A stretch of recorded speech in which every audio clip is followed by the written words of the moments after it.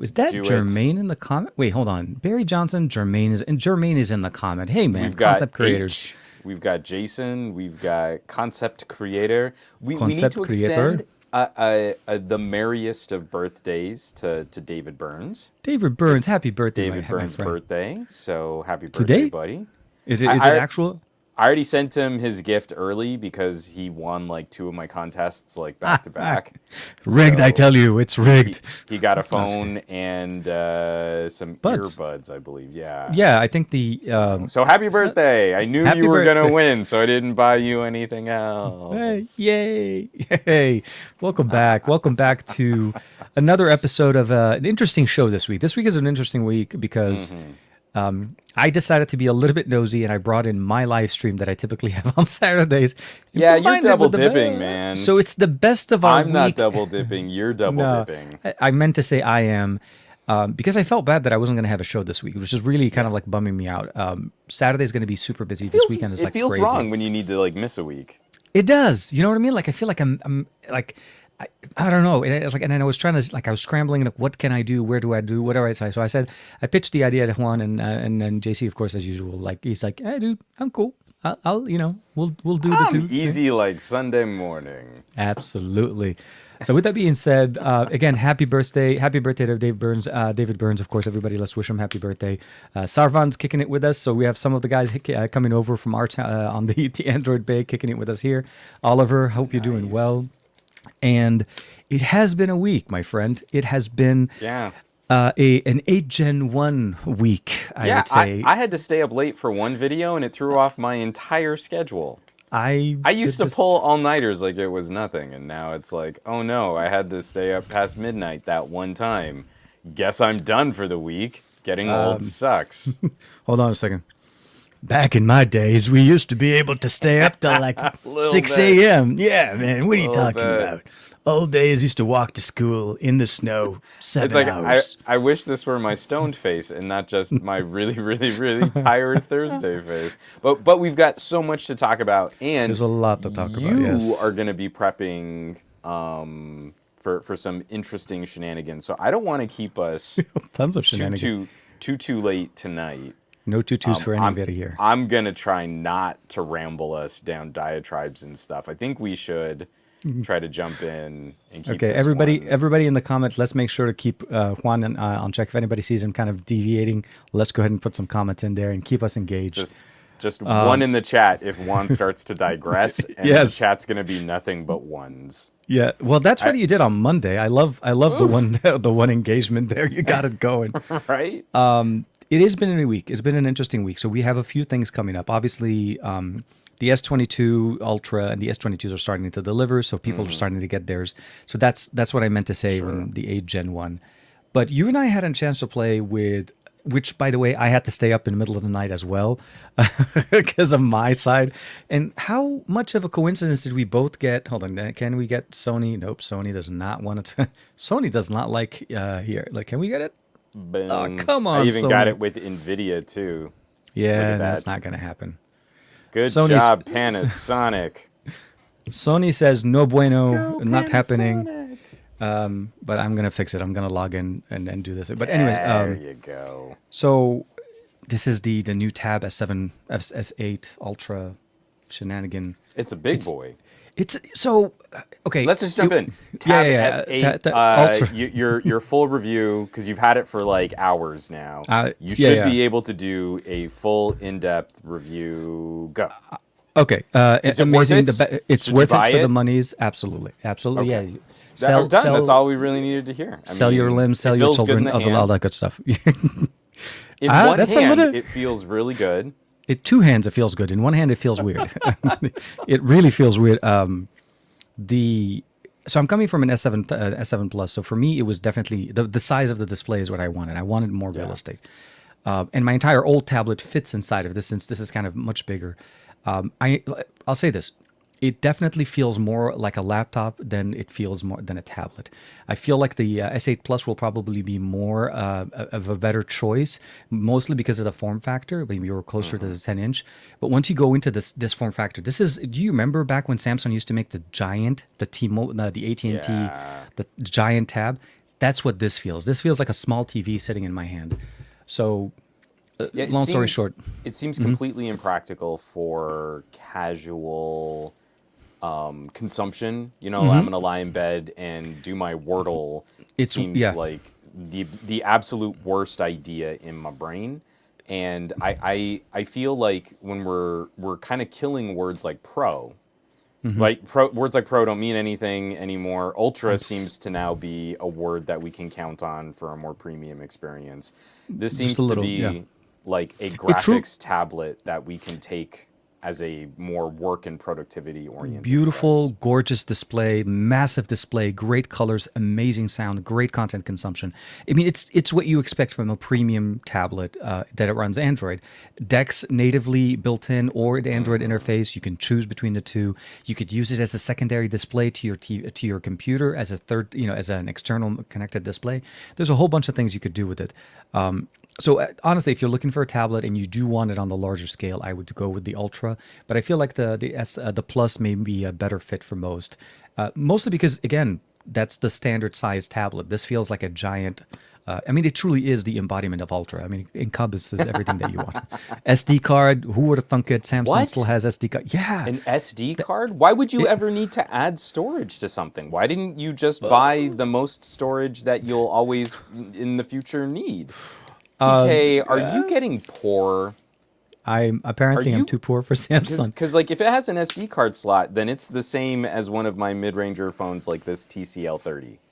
It Because does. It does. only poor people need SD SD card. card slots. It's That's because proven. Samsung, for some reason, this year decided that they were going to do the memory challenge upgrade on the S22 Ultras, where they're giving you the ability of jumping to the next level. But for the tabs, they weren't.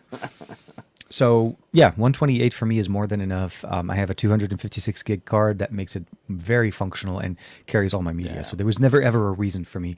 So long story short, my final review, it's done. I'm gonna basically just seal it right now. Just print It's it. a go. It's a Yeah, win. just cut this Yes. right out of our live stream. Want to throw shout outs to Bionic Scoop. We got Bionic Steve. El Jefe. We got The El Road, Jefe yes. reviews. We've got Ike's Tech Talk. It's a late night for Ike if he's catching our stream, but I was Ike lurking is in his kicking it comments, with them. so I'm glad to see him. We've got I just lost the chat. Where did we had someone else in here too? Oh, Tech for Your Needs. And Ranesh is in there as well. Ranesh. Yeah, So absolutely. we got a real good crew here. I feel like Samsung's tablet game is really strong right now, even given some of the disparity of like Qualcomm SoC versus Apple A series. I can make a stronger argument for a Galaxy Tab being a laptop replacement, where the iPad Pro kind of broke my heart. I was really hoping that M1 iPad was going to give us Actual M1 something. performance. Yeah, Well, no. but something a little more touchscreeny Mac OS. That's on me. I had hopes, and I shouldn't have done that. Why should I ever hope to get more things out of a really expensive premium you set slate yourself computer? You set yourself Just- up for disappointment, is what you're saying? But as soon as you say Dex, this is still to me the crown jewel game, because Android 12L, Android 13, they aren't here yet. We don't have a mobile operating system that takes better advantage of larger screens. I love my Duo. That is stretching Android to its breaking point. I like the And approach of duos, yeah. and as soon as well, no. What I mean is, as soon as I go bigger canvas, either you need to fundamentally break Android to take advantage of that screen real estate, or you need to scrap it all and go with something that's a bit more like a traditional desktop OS. And so, for that reason, I feel like the Galaxy Tabs have always been like they've always made more sense as like a mobile operating system, mobile work or productivity device, and it solely comes down to Dex. It is. It's De- the and big Dex- pet peeve I have with the Fold is I would rather use the Fold with the inner screen using Dex, and I can't do that. And the only thing I probably will say is one of the really nice thing. I mean, obviously it's very nice. They included the keyboard stand dock for free with the pre-orders or the orders that you're putting in for the S20, well, the Tab S8. And honestly, as an accessory, this makes it so much. This is like the neck stock meets what we're doing here. So I don't necessarily have to carry the neck stock. And if I don't want to use the keyboard, which is magnetic, I like the fact that we get this nice little No, but does it remind you of anything? The hinge design. Oh, surface. Yeah. So the design is absolutely great. And now that I have this connected, I can do this. Bam! Hey, look to at the that. bam. Yeah, so all I have to do is just turn that on now that I fixed the problem. But it looks great. So here, there's kind of like showing the feed. Inception TK style. TK-ception. We need a best of our week recursion. Recursion something. Yeah, we can call it something similar.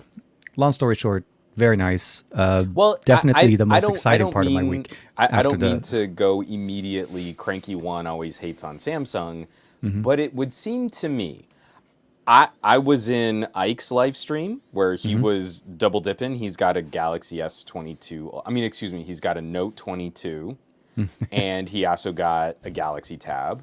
You've got a Note 22 and a Galaxy Tab. And I don't want to put words in your mouth, but I'm getting the feeling from a number of my techie pals that are getting both a phone and a tablet.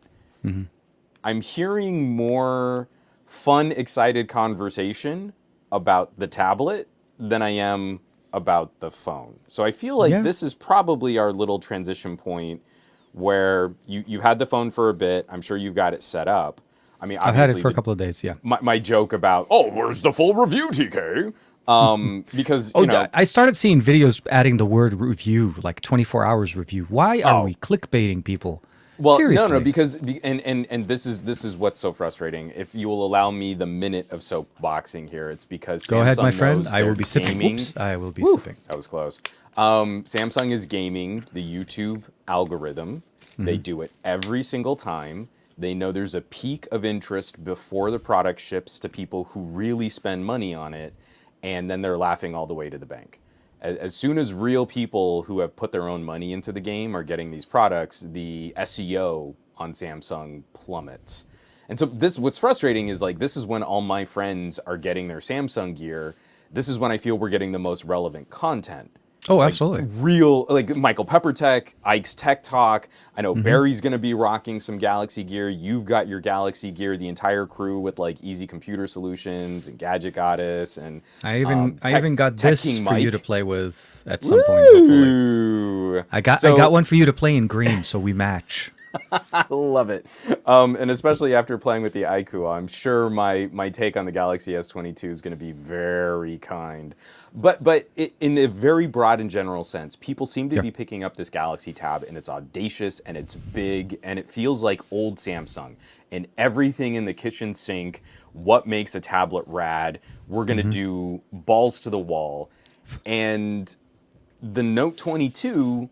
I am really excited for Note fans, but to me it feels like kind of a weird recovery year from Samsung where they're scrambling. I do not believe they've got a strategy.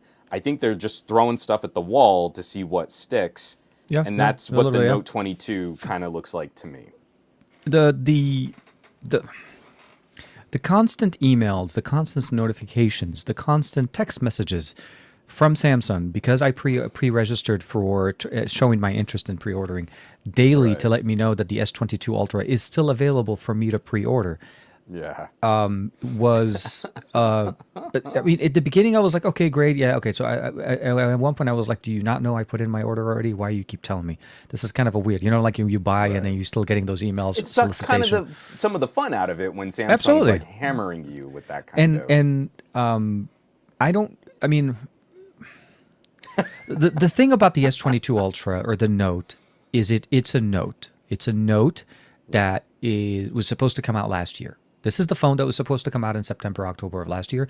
We're just finally getting it at the beginning of 22 with an 8 Gen 1 as opposed to an 888. This is literally the only thing. And from a day-to-day activity, you would not even know that this is an 888 or an 8 Gen 1. Let's be honest. the features, the functionality, none of the new things that Qualcomm announced that we saw are very much utilized. So we don't have multiple camera recording at the same time. The triple ISP configuration giving us the ability of recording 3 separate streams. We don't have that. We don't have the new security feature that's built into the front-facing camera that Qualcomm talked about. Again, not in there. Right. 4K bokeh also not in there. So the feeling of the UI and the elements for me when I switched from an S21 Ultra that was running One UI 4 to a Note 22 or an S22 Ultra running One UI 4 was absolutely the same. There was no, with the exception of having an S Pen and a sharper, this thing that keeps digging into my arm, which I knew was going to happen. It's little things. No, but seriously, look, I mean, don't get me wrong. If you hold the phones next to each other, and this is a bulky case, Sure. It has more of that dig. I need to find the right case that is more rounded. Everything I get is flat. But TK, I feel like that S21 that you just held up, and I threw up in my mouth because that is ridiculously outdated technology now. Obviously, you cannot function in modern society unless you get that almost the same phone experience with about 10% more CPU power at about 15% extra battery draw. Oh, yeah. And if you don't have that, I mean, why even wake up in the morning? I tried. This morning I was having a hard time waking up. But we've both been spending some time, 8 Gen 1s, we've both been playing with some like really high-end and hot roddy phones, and I still feel like I got we traded our phones back and you gave me back the Vivo X70 Pro Plus, and I'm putting it up against the iQOO 9 Pro, so it's 888 plus to 8 Gen 1. 8 Gen 1, yeah. And the thing I love about what Vivo's doing is both of those phones kind of perform closer to like 865 territory on a lot of my tests. They run buttery smooth. They stay remarkably cool, except under extreme use. I feel I like that better than trying to convince me that I needed to spike my CPU, 12% faster to accomplish a mobile app task, and then my phone ran super hot and the battery tanked. It's like I really need some clear indication of, like, for example, the Galaxy Tab makes way more sense because you're going to have a ton more surface area to work on those thermals, to be able to prop it up, to present it, to work on a larger canvas. All of those things make more sense. In fact, you even get to a point where I'd love to see active cooling on an 8 Gen 1 in a tablet form factor. But your early experiences as we're starting to look at the Note 22, does it at least scratch that itch? Because I know it's not an S. We do not have an ultra premium S this year. No, but do you feel this is going to be the recovery phone for someone who might be rocking a Note 9 and thought, man, I might not have an upgrade. I might not have anywhere to go when my Note 9 dies. So funny you say the Note 9 of all devices, because I actually do know somebody that's rocking a Note 9 that did decide to pick up an S22 Ultra because they felt like this was the only device that they were waiting for. This is the dream, or this is the answer to a Note fan that's been waiting for a couple of years since the Note 20 Ultra or even the Note 10 or the Note 9. To upgrade to a new version of a Samsung Note device. So this answers them absolutely the right way. The difference, though, is for everybody that had an S series that are looking for an S device that don't need the S Pen, but do want the faster charging. They do want some of the improvements in the hardware. They should get an iQOO. They should get an iQOO, or I would like to say they could just go with a ceramic white, Find X5 Pro, which I never thought I would like white, like the white material on the back, but that panda look, seriously. Okay, now hey, we're working. Welcome back to the club. Hey, good job, Sony. Absolutely, man. Thank you. The check is in the mail. So yeah, when we get the Hasselblad and the camera, like I love that continuous smooth. Like I can go this like straight up, and I'm not hitting a bump. Like no bumps. Just keep going over the camera sensor. It's less pronounced. Very capable. It feels always cool in the hand. Like ceramic, for some reason, always has that cold feeling. Lasts longer than most other devices. But the reality is you have choices. This is what really I think most Samsung users are going to notice this year, and maybe why we're getting all these emails, is because people are starting to choose other options that will be more Right. functional for them. This was not meant for the US, but this gets tremendous speeds when it comes down to 4G LTE. So we're getting great connectivity in the US. Voice over LTE, Wi-Fi calling, all the features that you want. I have this running on Fi right now as I'm going to be traveling, so I Right. reactivated my Right. Fi SIM. But you know what? The one thing that bugged me the most about my setup process of the S22 Ultras and the S22. I chose to go because of a financial thing. I didn't want to spend an extra $100. I didn't go with an unlocked model of the S22 Ultra. T-Mobile was offering an extra $100 off the price and an extra $100 on the trade-in to go with Okay. them when you're buying through Samsung's website. So your boy did the same, but we did expect. I saved a couple of $100 because we're Sure. poor. I need the SD card money. The S22 Ultra and the S22 will not let you set up the phone. I keep dropping things without a SIM card in it.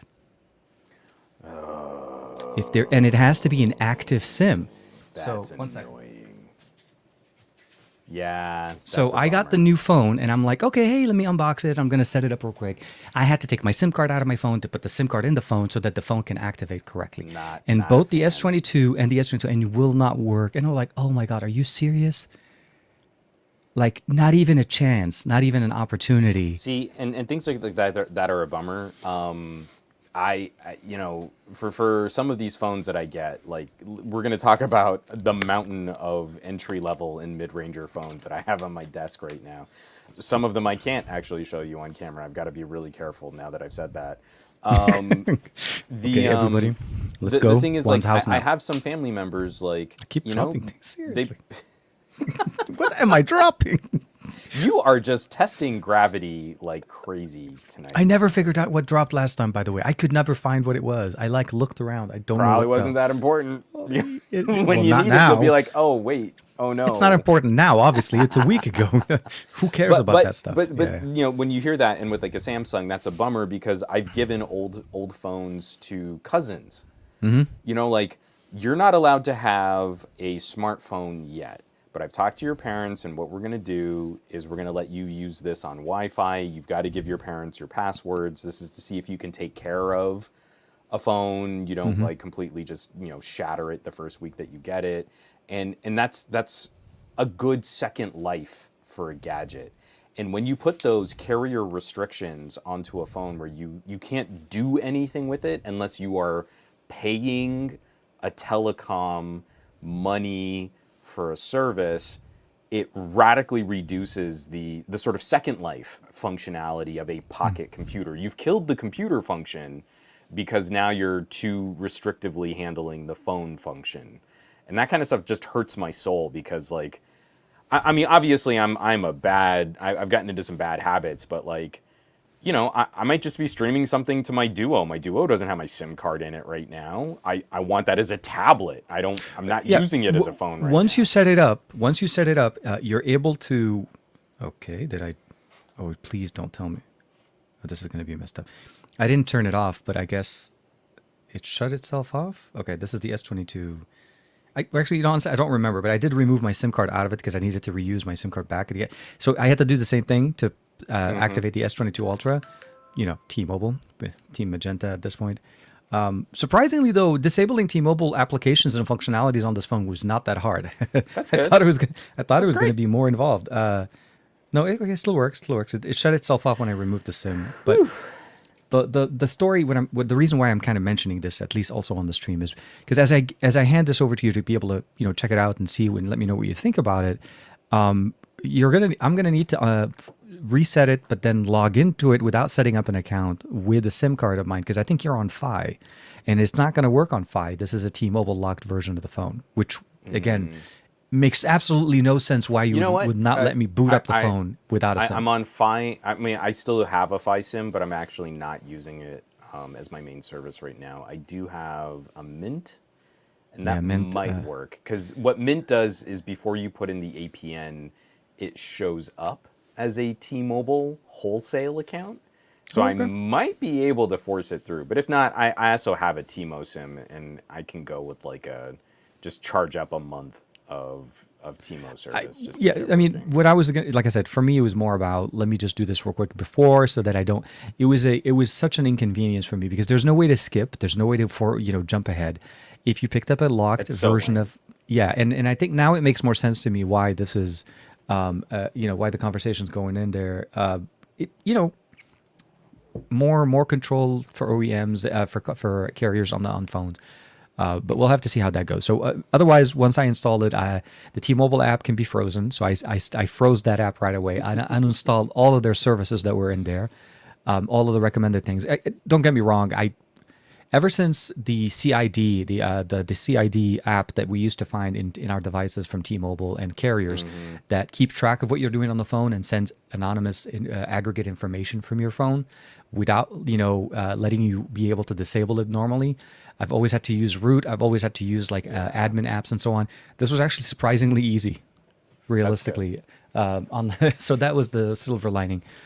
Overall, like I said, I had more exciting devices to enjoy, and that's probably why it didn't really feel much. The S22 Ultra it's a solid phone.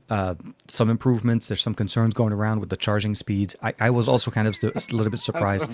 Some concern. Well, I mean, it's not charging at 45 watts. That's what is killing No. me. And it is like, but I'm using your Oh 45-watt man. charger. I'm using it with the You know right cable. what was so great was getting this hefty chunk of a 120-watt charger in the box on a phone that comes in at the same price as an S22 Plus. Actually, in its target market, what is it? What's Indian currency? Rupees. So it's 69,000 for an iQOO, and it's something like 69,000 rupees? Okay. 75,000 for an S22 Plus. But you get the super mega brick 120-watt charger in the box with the iQOO. Yeah, so it's about $916 or so, 69,000 rupees to US currency right now. The price of the So rupee is just leveling. sub $1,000. I mean, like Yeah. right smack dab in that Galaxy S22 Plus territory. And to me, this is why I feel there is that little bit of a sting. I'm excited because I was a Note nerd. All the way back, I have the first 4 generations of Notes still, just to I started on the Note 2. Yeah, I never really got on the first one. The first one was, I felt like, hey, let me see, I'll let everybody else play with that. What do you mean phablet? What do you mean large display? And by the Note 2, I was sold. I yeah. was an avid Note 2 user, but the Note 2 was more rounded. It didn't Oh start yeah. that sharp edges on a Note till later. Till like even after the Note, even the 7 and the 9 are still rounded. I think the Note 10 is when we started going sharp edges, and Note 20 was also sharp edges. But I think the Note 10 was still, or I could be wrong. Maybe Note 10 had the sharp edges as well. I know it was like around that time, like 9, Yeah. 10 ish when we changed. Like I said, the reality at the end of the day is if you like a Note, this is going to fit you. This is exactly what you were expecting.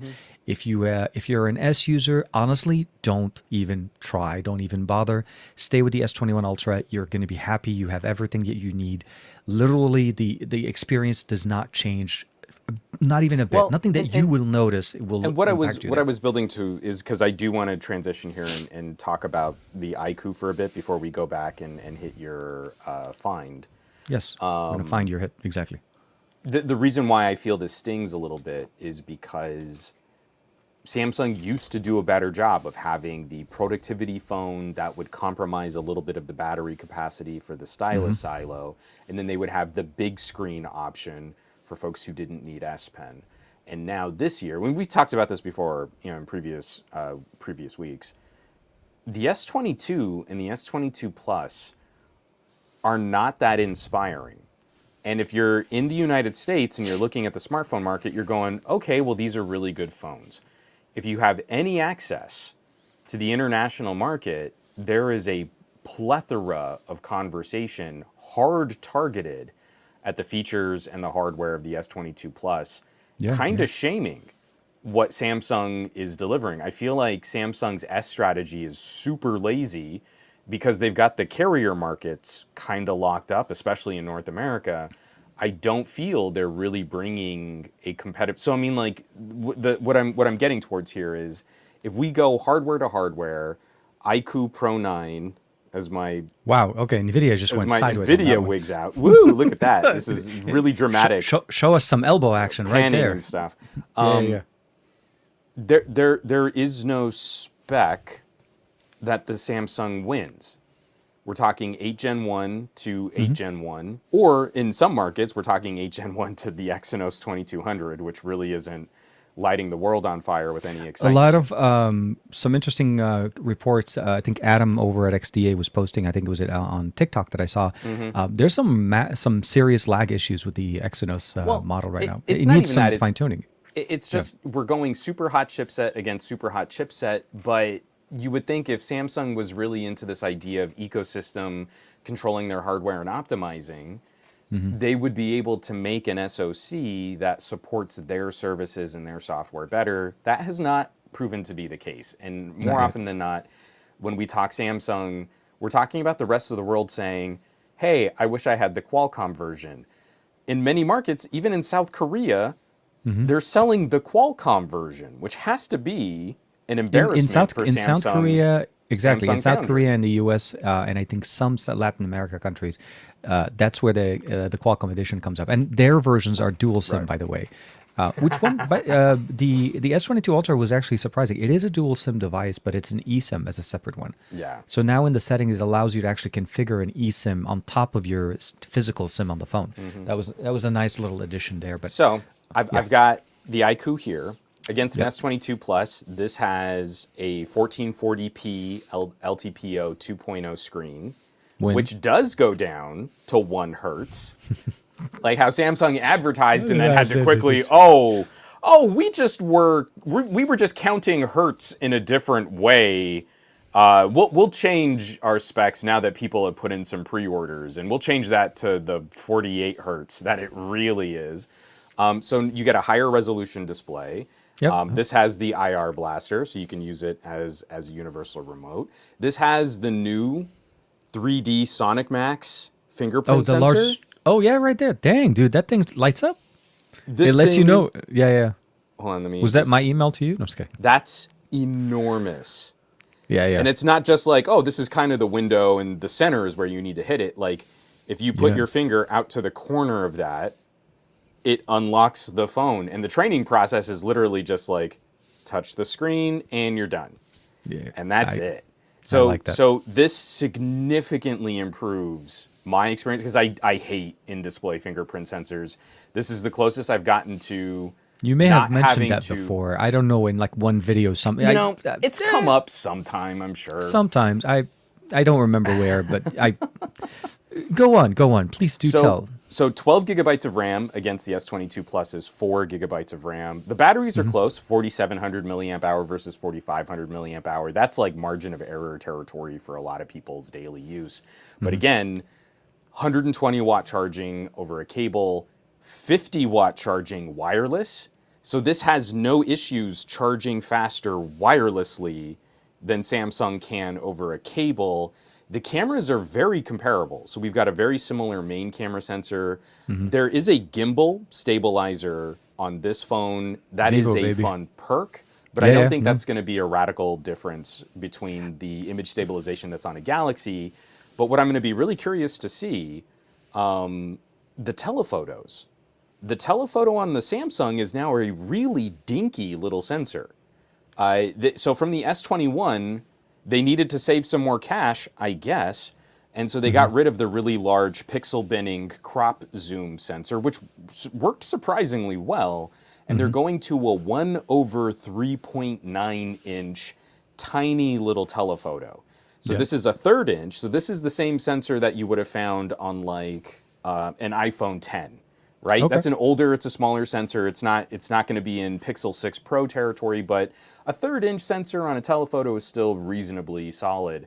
So we're looking at around a 20% size difference, maybe even 25% size difference. I can't do the math in my head that fast. Again, it's like spec for spec for spec for spec. The best Samsung can do is match it. And so many areas, the S22 Plus, which is more expensive, has less RAM, it won't have the same pre-order get more storage in all markets. It's just so disappointing. where the Galaxy S should represent a crown jewel phone, we shouldn't be too surprised that Galaxy S sales have been tanking over the last 2 years. If this is how they're competing against a label like iQOO, which used to be Vivo's kind of like flagship killer brand. You know, like I got so many comments on my video being like, oh, but iQOO, who would ever buy that label? And you're like, if you care about performance and features, there is no spec where Samsung wins. The only thing it has is DeX. And if you're not really using DeX on a phone, this iQOO is curb stomping the S22 Plus. It's like not even close. Most people don't even know DeX exists. So the reality, and I do realize, present company excluded, absolutely. Most people that buy a phone, like if I handed this phone to my mom, the S22 or any of the Samsung S series or Note series, my mom would not know that there's a DeX function in there. There would just never be there because she's never going to connect it to a computer and install the desktop app. She's not going to cast it. All of those functionalities are really secondary to specific like techies. Like I said, for me, I love the fact that DeX exists on the S22 Ultra and in the S21 with something like a next dock. Absolutely, hands down, best experience. But realistically, I enjoy DeX way more on a tablet because it's natively built. And I actually can live in DeX the whole time. I don't have to turn it on when I plug something else. I can just launch and run DeX all day long with touch interface, with keyboard. I can run it as a second display. So the conversation with what we're getting this year is... it's a repeat of last year with an attempt to not solidify, but like combine an S and a Note fan base that are looking to upgrade. And I honestly, to this day, I will say, if you're a fan of the Note, you've been waiting for an upgrade, this is definitely the phone for you. It's going to meet and exceed your expectations. If you're an S series, I honestly think you should just buy the S21 from last year, the Ultra, and you're going to have an amazing experience. It's still going to be great. Like I said, seriously, with the exception of the S Pen and the form factor difference, I cannot put it into words how my life is better for going from one to the other. I appreciate the fact that it has faster charging, even though it's not 45, and your phone just looks absolutely just. Well, seriously, like BBK phones know how to make nice looking phones. BBK as a company knows how to make nice looking phones across all of their sub brands. Dude, seriously, last year with the Find X5, Find X3 Pro, the reflective material threw me off a little bit. It was super magnet for fingerprints. It was reflective. I could not ever take a video or a picture of it. And then when I got a chance to get like a slightly better color, like with this one here when we go, it is so nice. Like again, has that weight, ceramic, reminds me of the oh man, what was the other Chinese brand that used to use ceramic as the oh my god, okay, if anybody remembers the name of the company, they used to make ceramic back on their phones, and they used to make like Meizu. They used to make, remember, they're experimental. They used to be heavy on ceramic. That first phone, the Andy Rubin's phone. I've completely forgotten about. I don't even Meizu. I think it's Meizu or Meizu. The wrong. Yeah, as a company, they still exist, by the way. They're there. It's just as a brand, we don't really get a chance to play with as much here. And of course, the phone one. I forgot the one by Andy Rubin. I remember there was that one phone company. The Essential one. Yeah, so that was also a ceramic back. There is that premium feel. I mean, don't get me wrong. Glass is great. Gorilla Glass 7, 8, 9, 10, all of that. But ceramic, that's where that's. So I'm happy that both of us got a chance to play with some really good looking phones. Ridiculously good looking. That's exactly how I say it. I mean, I'm going to use this as our transition so that we can talk some OPPO here. But I mean, Vivo completely took me by surprise last year. The X70 Pro Plus is just an absolute monster. Took me by surprise. I mean, and I didn't even get one. This iQOO, I had much lower expectations because in my head that label has always been a flagship killer label. This is a proper flagship. This is a zero compromise, current state of the art premium tier phone that still, in its target market, undercuts the S22 Plus and beats it on every single spec. And then I know I'm going to have to walk into a United States carrier store, and I'm going to be so frustrated because we have zero of these options. We have zero of this competition on store shelves for consumers to check out. You can't tell me that like the BMW M Motorsports, tricolor rally stripe inspired paint job on this phone wouldn't impress some people walking into a T-Mobile store. And Oh my God, this thing is just like that would be the phone that sells like instantaneously, just based on the looks alone. And that's what kills me right now. It's the fact that I think they're missing on an opportunity for It's huge. for really good. Yeah, no, absolutely. And Yeah. keep in mind, Samsung keeps their better color options available only on their site. You Yeah. can't get the really like. I wanted to get the blue one. The green one is absolutely gorgeous, but it was either the light blue, the sky blue, or the blue, and then or the green. Otherwise, I would have had to wait till like mid-March back then. Honestly, I'm happy that I got the phone before I got on my trip, because realistically, otherwise the phone would have got here, sat Yeah. and waited in the house in a box for about a week. I would have picked it up for you. Oh, dude, thank you. I appreciate it, and I would have stopped by your place on the way back. Sure, as you're coming back from your trip, you can just take an Uber over and Yeah, just do that long left turn at at Albuquerque Way, and then just come down and yeah. No, I'm. So I feel like this was a solid week for seeing some competitive options, Yes. seeing what this market internationally really looks like, and again, it's finally like if we seeing were the to demand- divide yeah, no, up. sorry. No, I was going to say, like, if we were to divide up BBK labels, if we were to divide up Samsung tiers in the same way that we divide up BBK sub-brands, I think, the sort of yearly smartphone markets would look a lot different. Because, Galaxy A, Galaxy S, and Galaxy Z, if they were treated like separate companies like OPPO, Realme, Vivo, OnePlus, then the combined total of BBK brands is putting a pretty big hurt on the sort of like combined tiers, where we know Galaxy A is selling like gangbusters, but outside of Note fans, I don't see a lot inspiring for Galaxy S, for Galaxy S fans. No, I'm with you. And Darren just giving us a quick Oh, little correction Meizu, on this I one. was It's close, Meizu. You were close. still incorrect. So thank you. So the MEI is supposed to be May, and May, then Zoo. yeah. So Meizu as a brand, yeah. I'll say that I've only ever played with one version of a Meizu smartphone back in the early days of XDA. The editor got one for review for some reason, and he sent it over to me, make a quick hands-on, and it was. I mean, it was okay, but it was running a very much like, it's intended for the Chinese market. It's going For international a little bit. But yeah, speaking of brands and other things, the Find X5 Pro for me has been it's like I've been waiting for the smartphone for some time. I've been a big fan. I became very much a big fan of the Find series since the Find X2 Pro with the leather back. Once we went up to Android 11 with the update that they pushed out before we went into the Android, I don't actually, yeah. So from 10 to 11, it was released with 10. When we got Android 11 with Color OS 11, that phone just it was reborn. It was definitely a powerhouse reborn, and OS, operating system, functions, features, everything works great. I don't get 5G, but I'm not really sweating it as much because, again, for me, 4G LTE on the smartphone on T-Mobile in my area in Los Angeles absolutely rocks. Like 120, 130 megabits down, no question. I will not be questioning my connection. I'm very happy with it. Cameras are very nice. Dual paired IMX766 lenses, also color calibrated to work together with 5-axis OIS stabilization on the main sensor. For like, seriously, It's nice. they're starting to learn from each. I'm seeing some Vivo inspired gimbal stabilization here.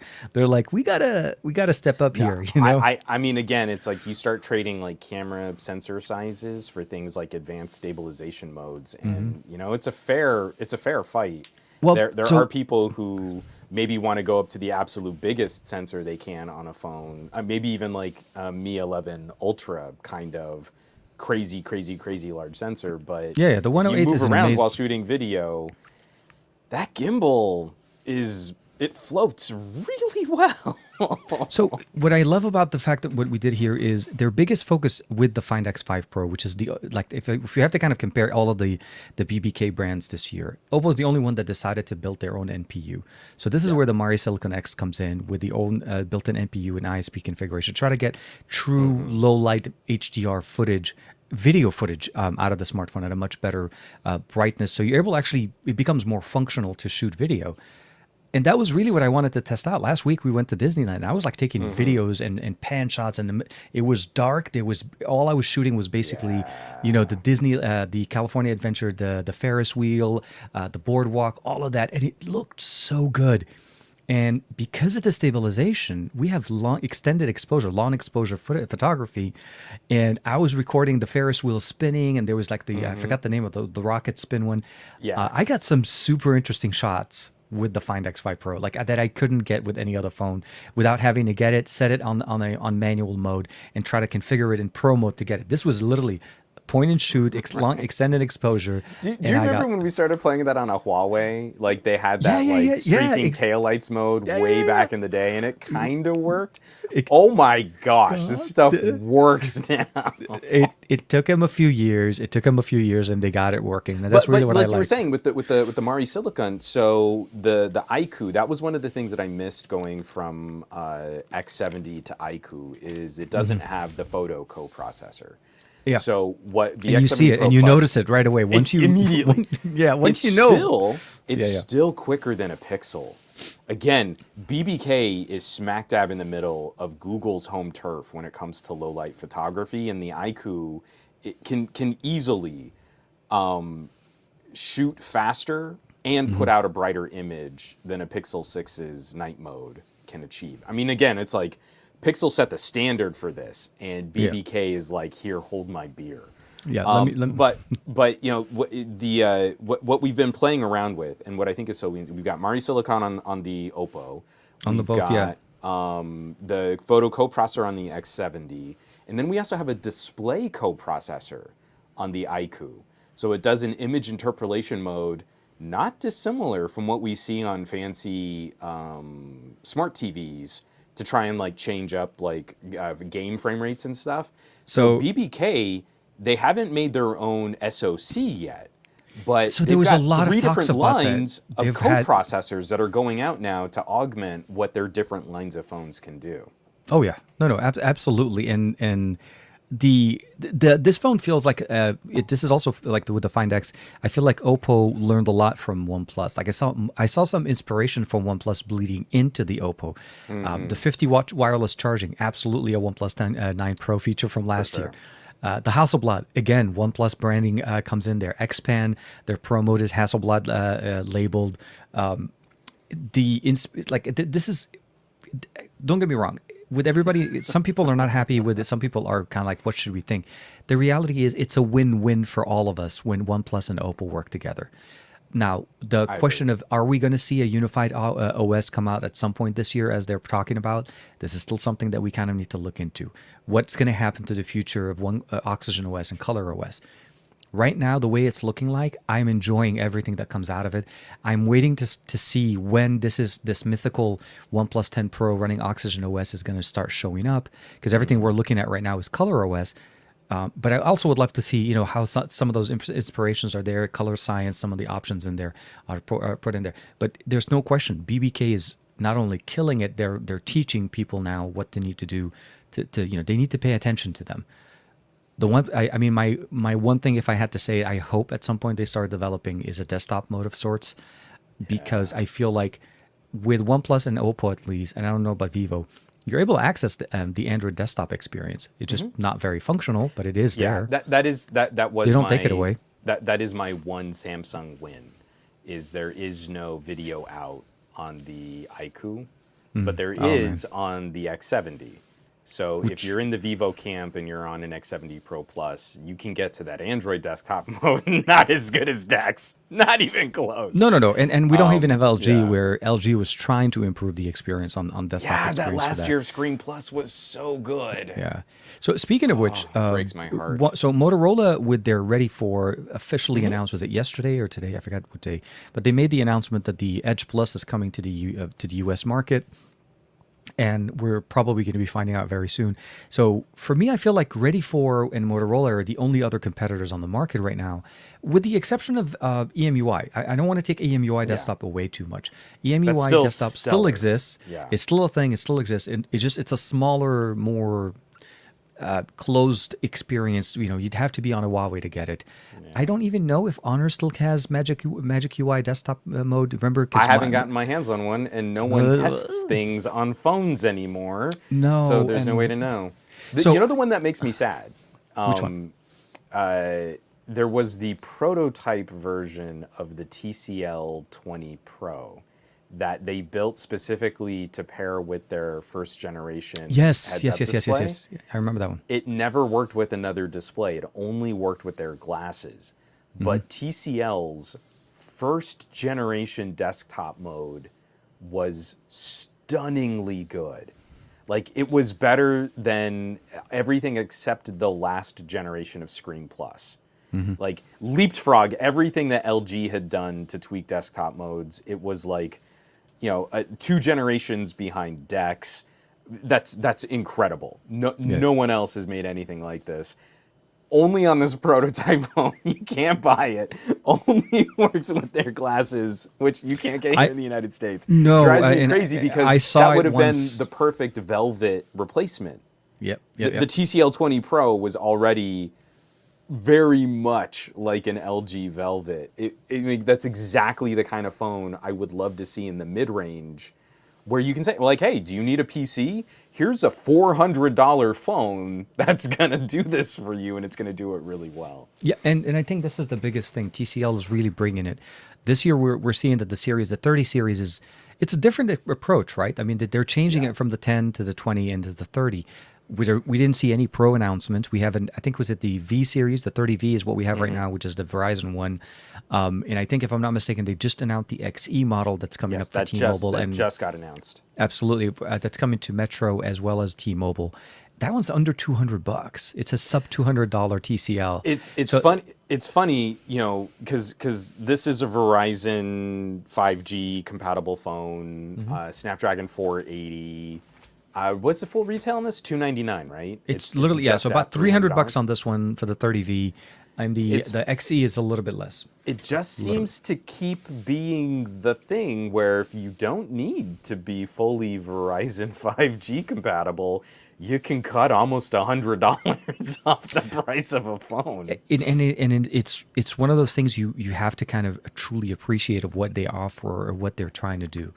So the U.S. market, for the most part, and I think at CES they did say that they're going to try to work with all carriers in the U.S.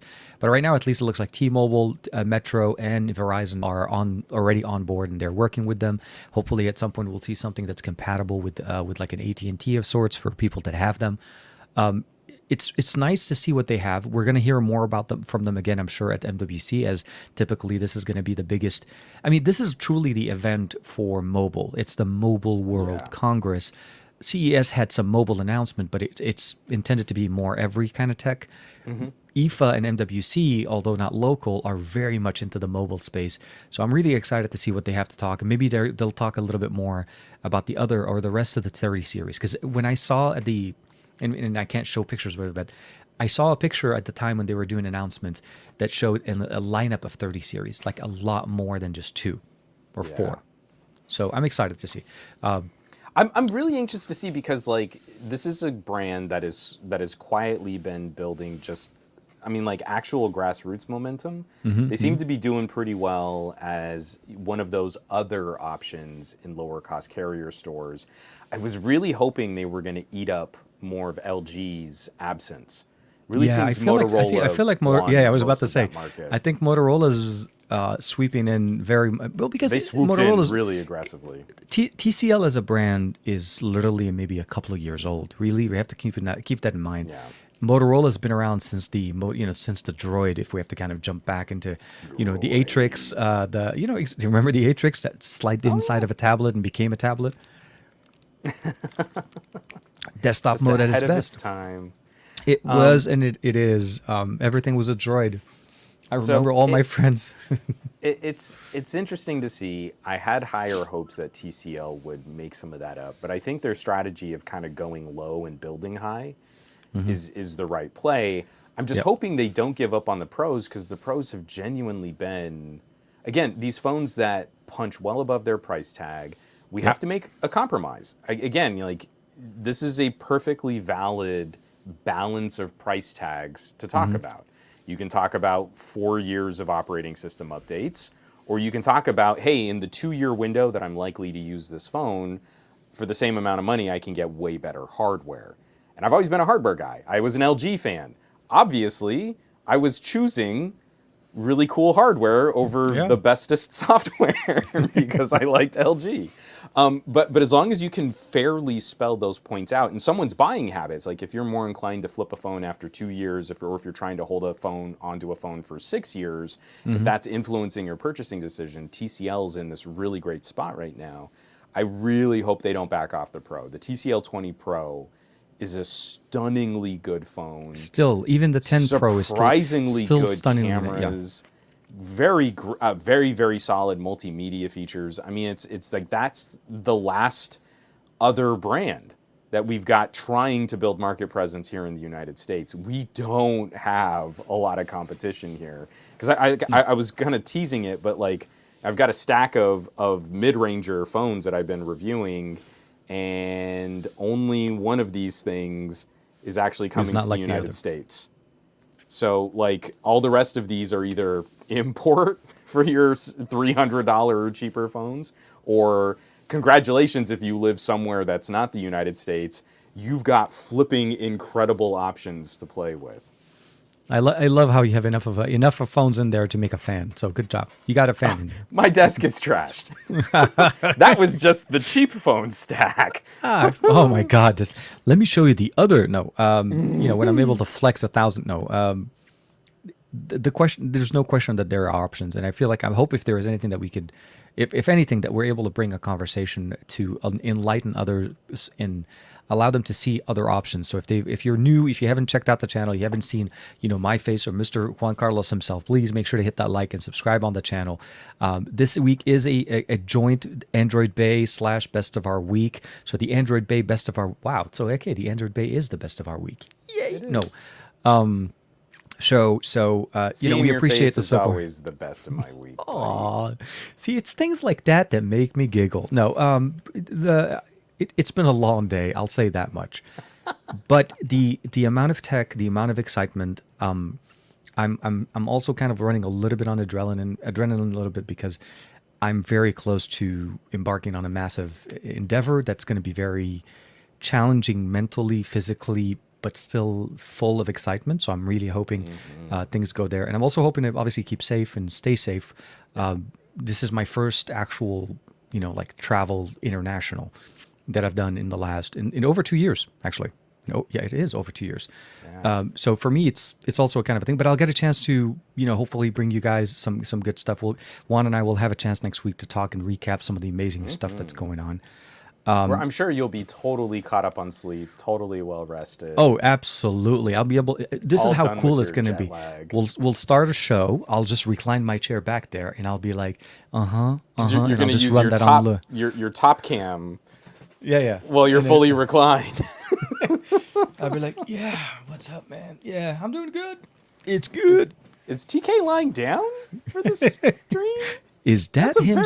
Is he snoring? Angle. Is he snoring something? Can you guys double check? Yeah, no.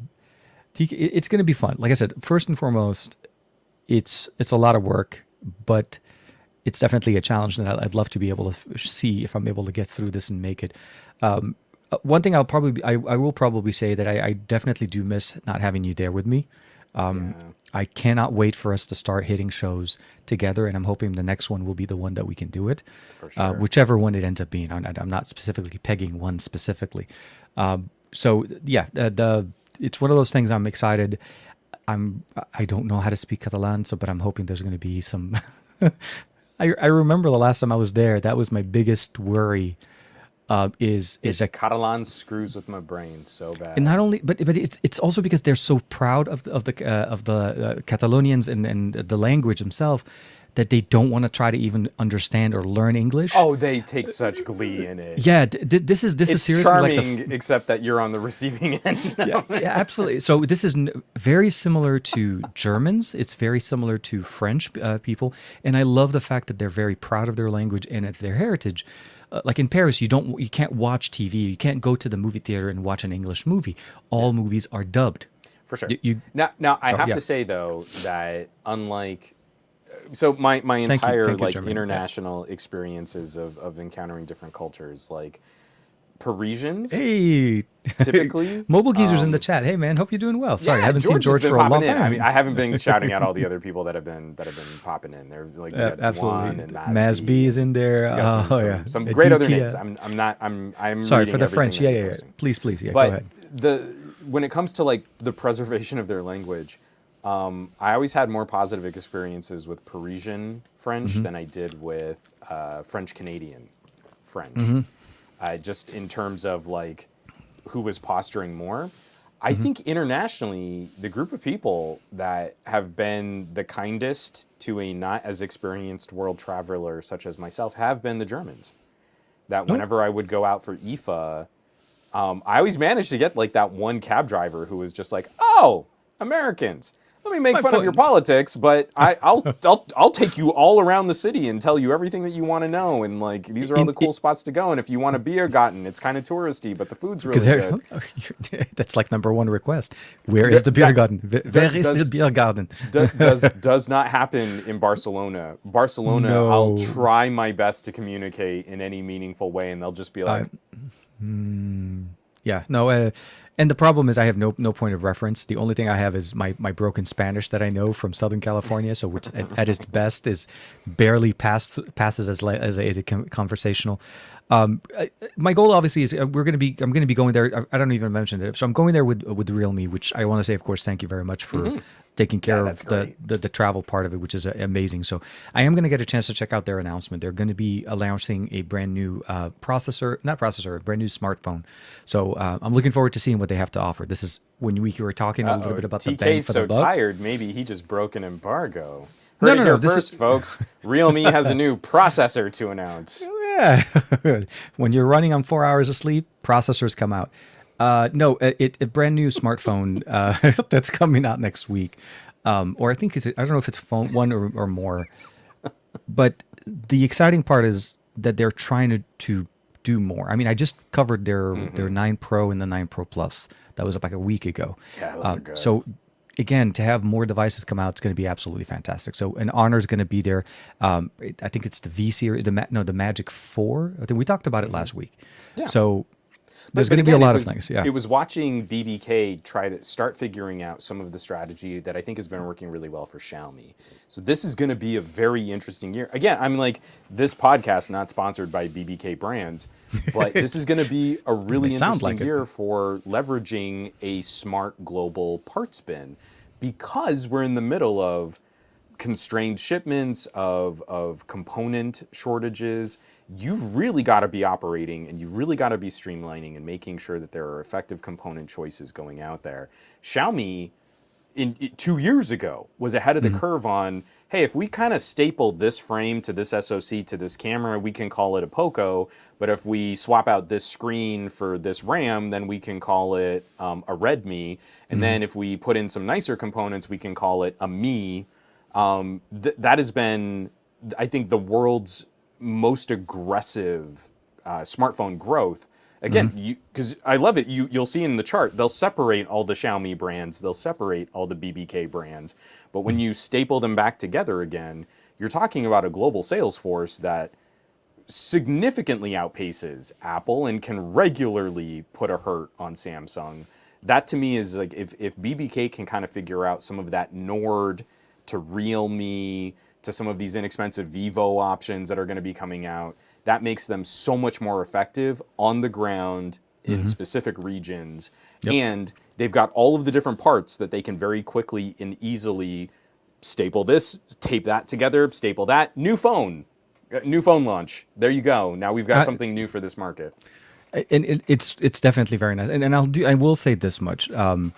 Although we didn't get an interesting camera approach this year with the Oppo, we did definitely get a new approach with the Mari Silicon X, and I can't wait for more optimizations and more improvements to be done, and what new features that we can get out of it. It's just like I said, it's one of those hashtag not sponsored by BBK. I don't know why we're not. It's going to have to be in the show notes now, because if you listen to the show, you really like. But the reason why, I mean, like that kind of got me excited is that's BBK's putting some money, some effort, and some marketing behind a brand like Realme. You know, like that is an exciting push to see what they've got to offer. Realme is looking like it's going to start leading the way on what some of the Nords are going to be getting, just like Oppo this is their bread and butter. Out some space for the OnePlus. It's absolutely, yeah. It's the Nord of Oppo to the way Oppo Nord is to the OnePlus, and OnePlus is to Oppo. So even though it's a separate brand, Realme is known for that bang for the buck. For sure. Absolutely, you see that with the 9 Pro Plus that I covered last week. Not only the back looks amazing, but it's the same sensor that we have here. It's a 50 IMX766 on a mid-ranger. So they're definitely they're bringing down. They're like, hey, you have too many of those IMX766. Can I have a few?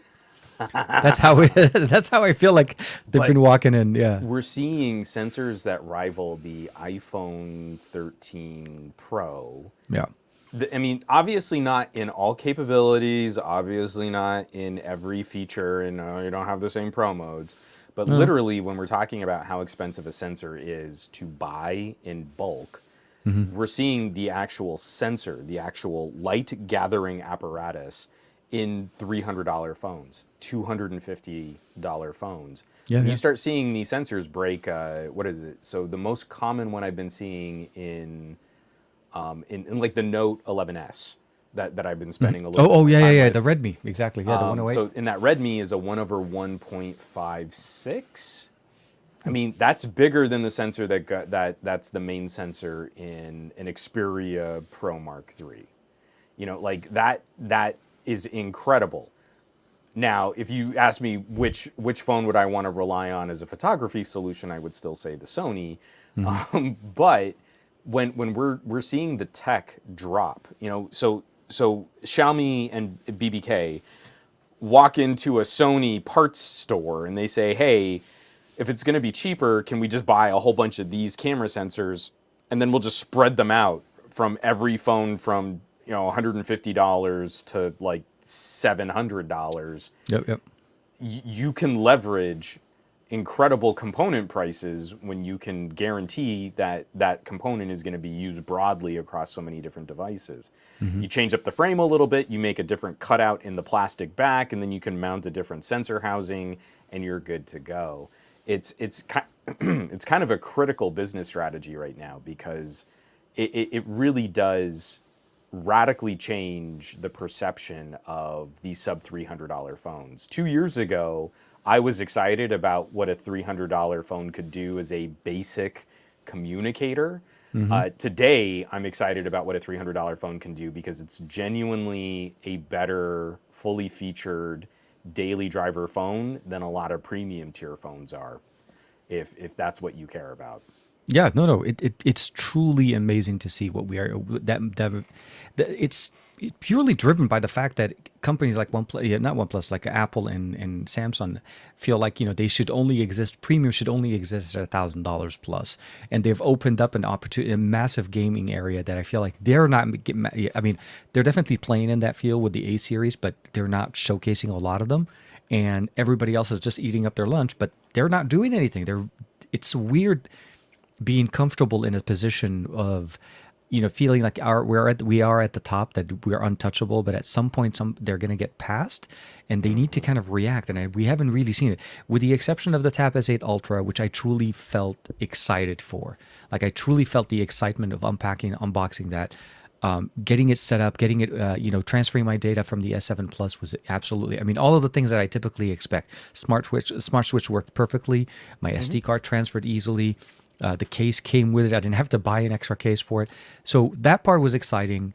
And I, like I said, not to say that the S22 Ultra or the Note is not a good phone. It's a great phone and it can do very well. It's just, meeting, or it's feeding the appeal of something that was missing last year. So unless they release an S22 Ultra, sorry, and I don't even think they can anymore because they gave the name to the Note. This is how do you so this is where the weird part, right? How do you reverse back out of this conversation when you try to release an actual successor to this guy? Because you can't, right? This has to be a different name now or something else, because you can't call this the Note, right? No, I mean, the thing is, for as cranky as I'm being about Samsung right now, the right business decision is to go to a multiple phone, multiple label strategy again. They tried to see if they could pull an Apple.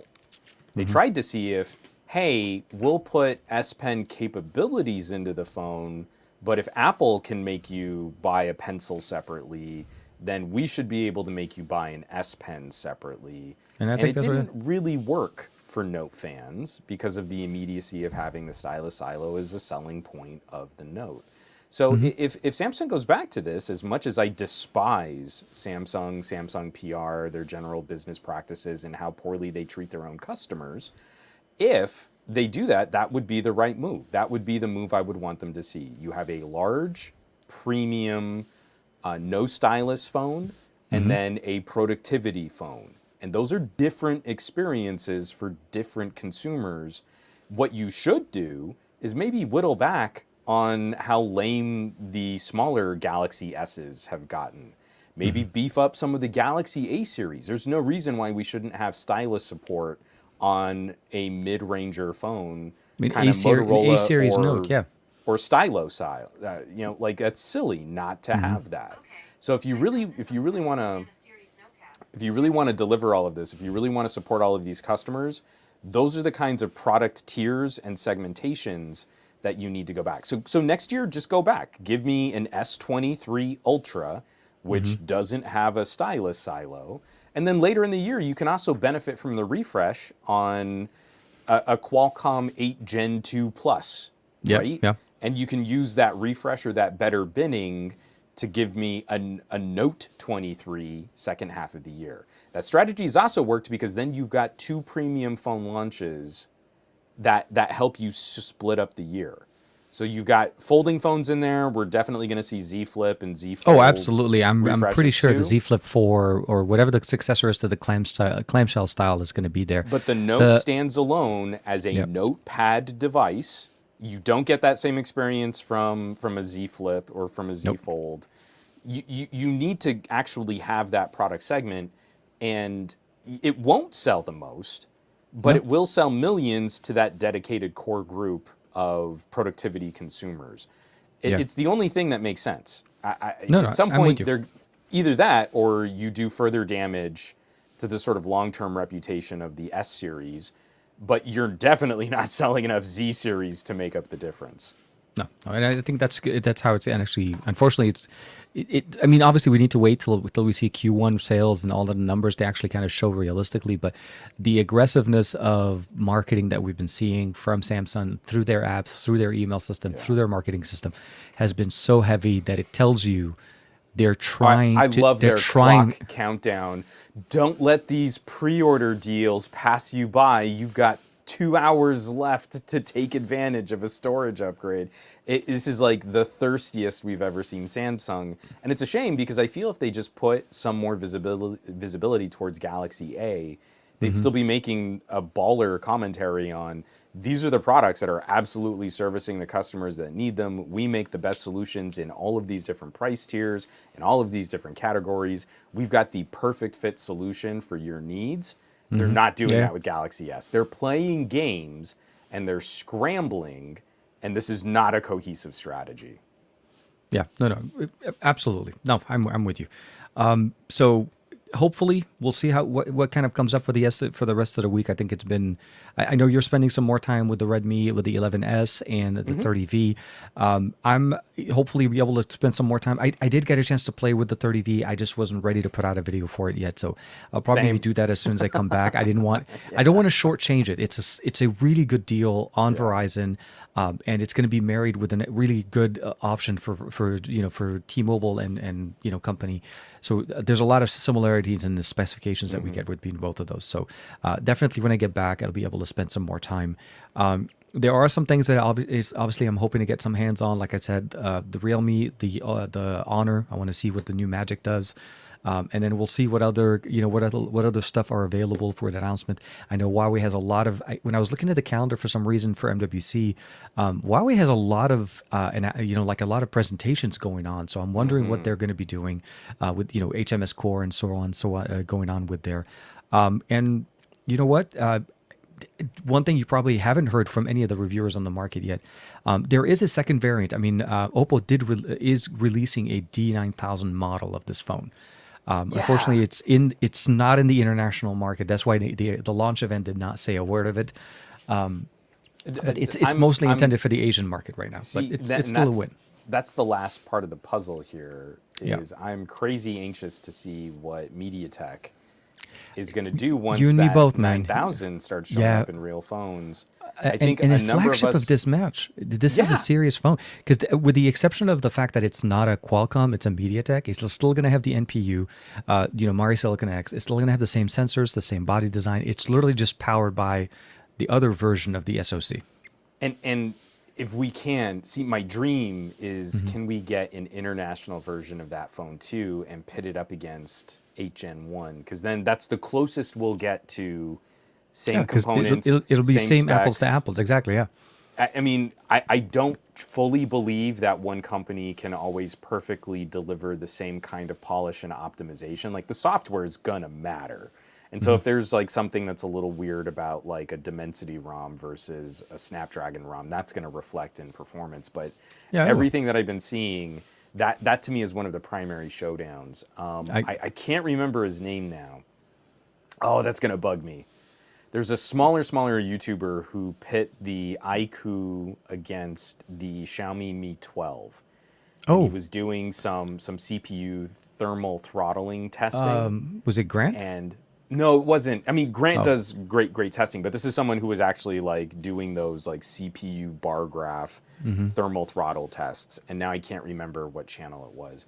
But it really did reinforce the experiences that I've had with Xiaomi have been very spikeful performance, crash because of thermals. Spikeful performance, crash because of thermals. Samsung started getting a better handle on it, but I still had a very twitchy S21 experience.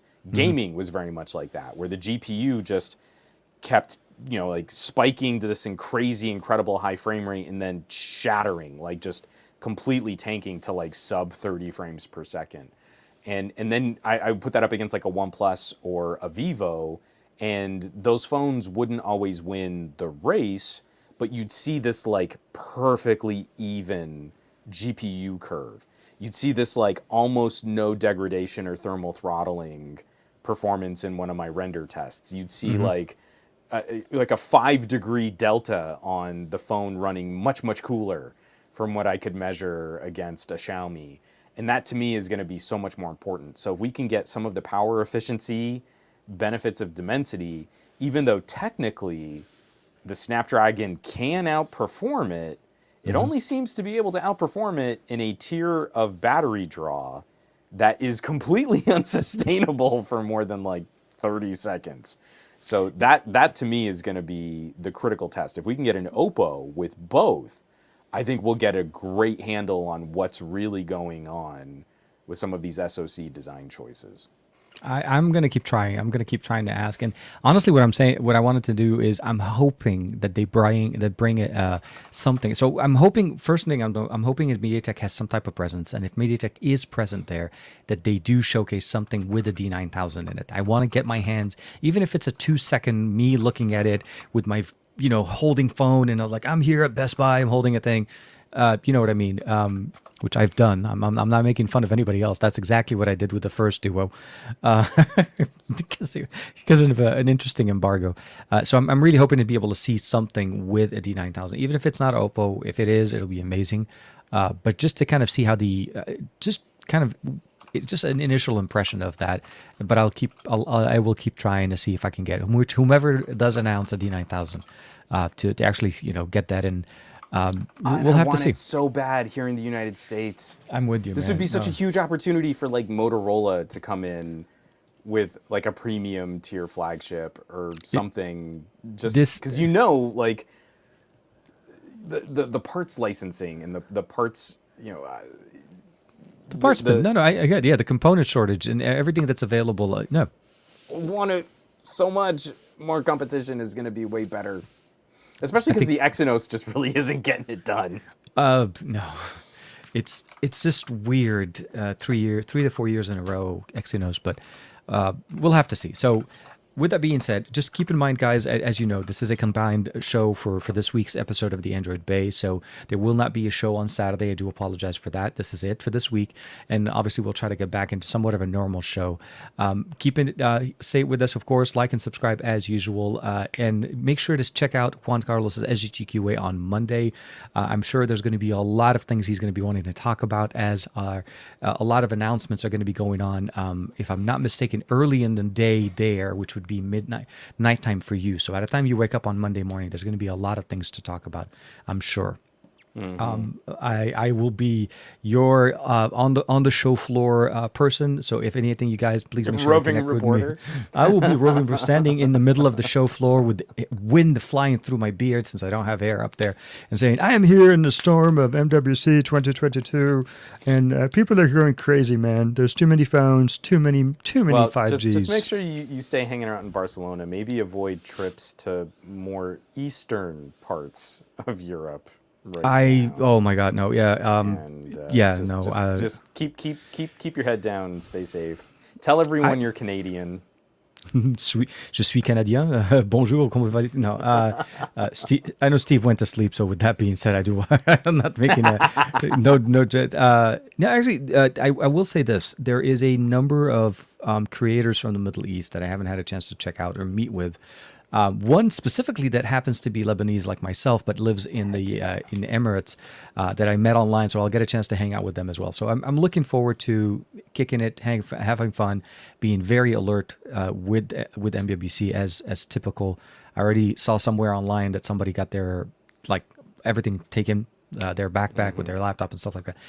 Unfortunately, it is something to keep in mind when you go to Barcelona. So, stay safe, double masking, keep distancing and all of that good stuff, and making sure I pass my PCR to come back home. Otherwise, I'll be talking to you from Barcelona for 2 weeks. That's freaky. Yeah, that's not. You're gonna do fine. It's gonna be great. Yeah. Sanitizer, short of wearing a full body, suit kind of thing. But what I did for CES actually worked for me very well. My wife actually instated this, where mask everything, sanitize, wash hands, and when I walk back to the hotel, straight go in, change clothes, take a shower, and then just do your thing. So I mean, I know we're trying to wrap up our podcast here, but what you just said, short of wearing a full body suit. I was just going down like weird, dark movies, and I stumbled on Contagion, and like that movie came out in like 2011 or something like that, right? And I didn't really think it was that great of a movie when I first saw it. I was like, you know what? Let's watch. Let's see. Is that the one with Dustin Hoffman? No, that's Outbreak. That was Outbreak. Yeah. Sorry, I remember there was another one. Yeah, way different because they turned that into a weird action film, and you're like, it has nothing to do with disease. But Soderbergh, crazy cast. Gwyneth Paltrow basically destroys humanity, which is fitting. But there's this one sequence where Jude Law is playing this almost kind of like anti-masker reporter.